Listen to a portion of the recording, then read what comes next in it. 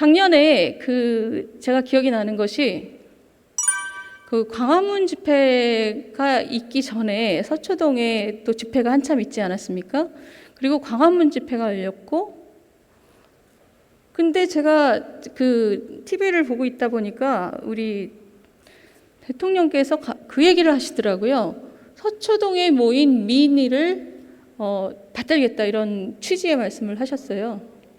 아니, 그래서 제가 그때 굉장히 당황했던 기억이 있어요. 뭐지 저거, 이런 느낌을 가졌었어요. 왜냐하면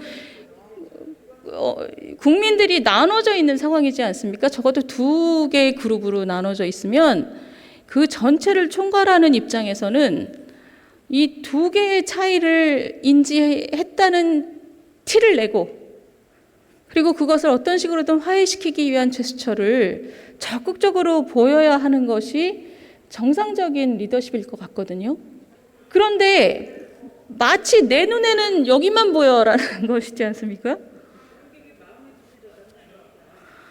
내 눈에는 이쪽만 보여라는 식으로 그 당시에 발언이 됐기 때문에 제가 집에서 그 TV를 보고 굉장히 당황했던 기억이 나요. 이걸 어떻게 이해해야 할지를 잘 모르겠더라고요.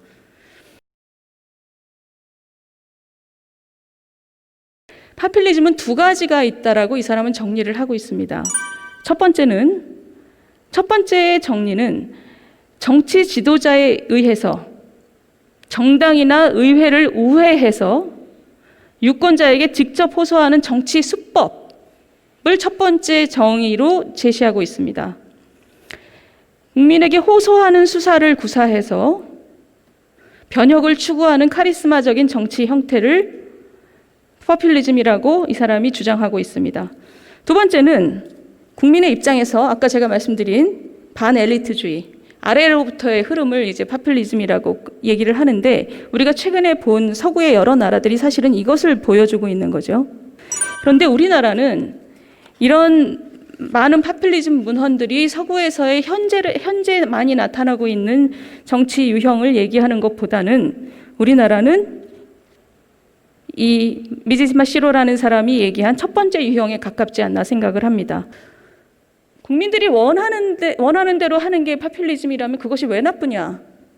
나쁠 이유가 아무것도 없는 거죠. 문제는 뭐냐면 그 말에 숨겨져 있는 의미는 그 파퓰레이션이 전체 파퓰레이션이 아니기 때문입니다.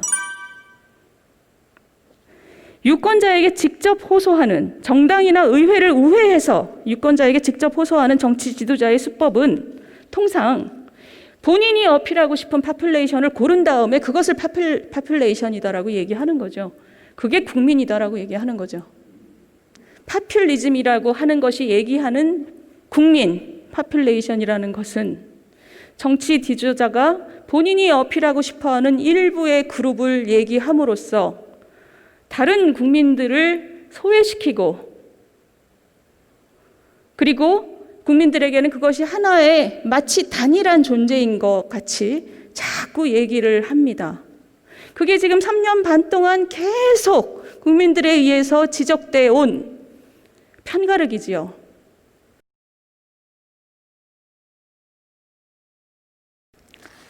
사실 이 파퓰리즘이라는 것이 굉장히 바람직하지 않은 것을 우리가 얘기할 때 어떤 것을 얘기를 하냐면 끊임없이 사람을 나누는 경향이 강하기 때문입니다.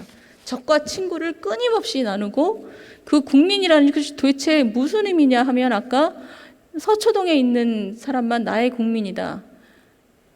이런 게 뭐냐면 거기 모인 사람과 저쪽에 모인 사람끼리 반목하는 것에 대해서 나는 신경 쓰지 않겠다라는 것이지 않습니까? 내 머릿속에 그건 별로 중요하지 않다. 반목을 하든가 말든가. 나는 내가 어필하고 싶은 인구 집단이 있는 것이고 그 인구 집단과의 관계가 훨씬 중요하다라는 판단이 이미 내려져 있는 것이죠.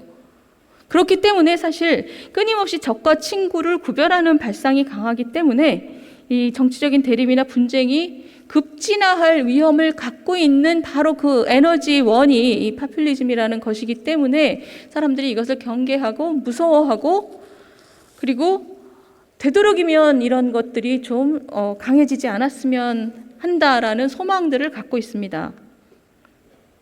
그리고 이것이 좋은 정치를 위해서 그다지 좋지 않다라고 하는 부정적인 관념을 우리 모두 대부분의 우리는 갖고 있습니다. 결국에는 뭐냐면 기존의 제도를 넘어야 될 필요성을 얘기를 많이 하는 거죠. 그러면 기존의 제도를 명시적으로 또는 암묵적으로 폄훼하고 또 그것을 훼손하는 것을 합리화한다고 할까요? 그런데 그 기존의 제도라는 것이 다 있을 법해서 있었던 것 아닙니까? 그게 사법부일 수도 있고 입법부일 수도 있고 그것이 다 있을 만해서 그 민주주의를 위해서 굉장히 중요하기 때문에 그 자리에 놓여 있었던 것인데 경시하고 폄훼하는 분위기를 만들어내는 것이죠. 그런 의미에서는 그것이 전반적으로 이 장기적인 민주주의 발전에 그렇게 도움이 되지 않는다라는 것을 그렇게 이해하면 그렇습니다.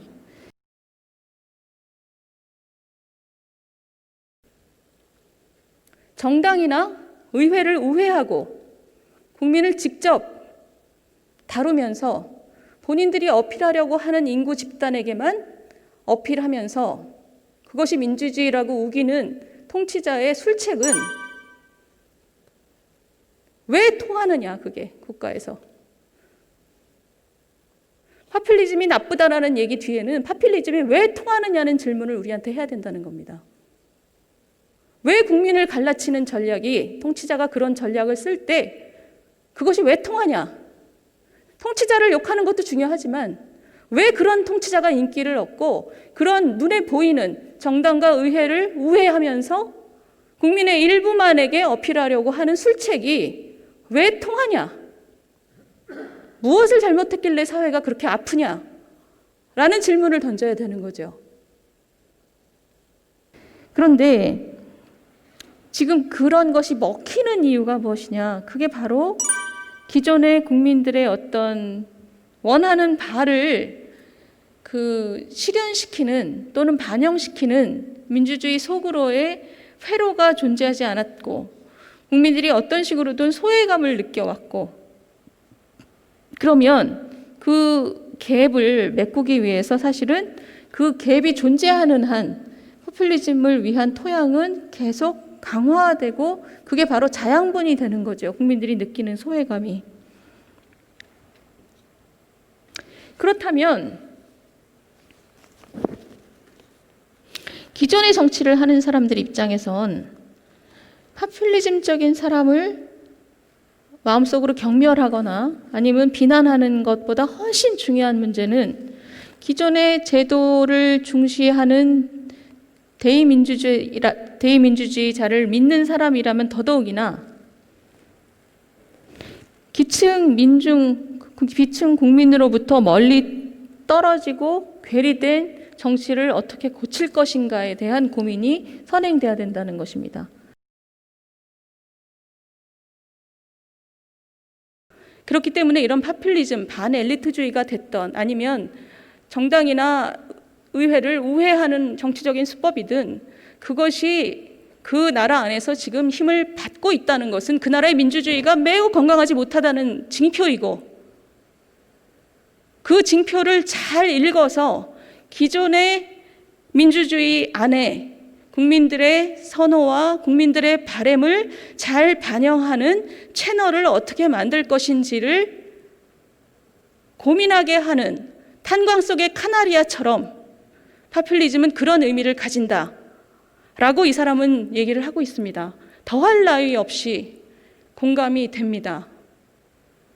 그러면 우리가 지금 이 국회 우리 모습을 보고 이것을 사실 어떻게 고칠 것인가를 얘기하는 것이 우리나라의 민주주의를 어떻게 건강하게 만들 것인가에 대한 첫 걸음이 돼야 된다고 생각을 합니다.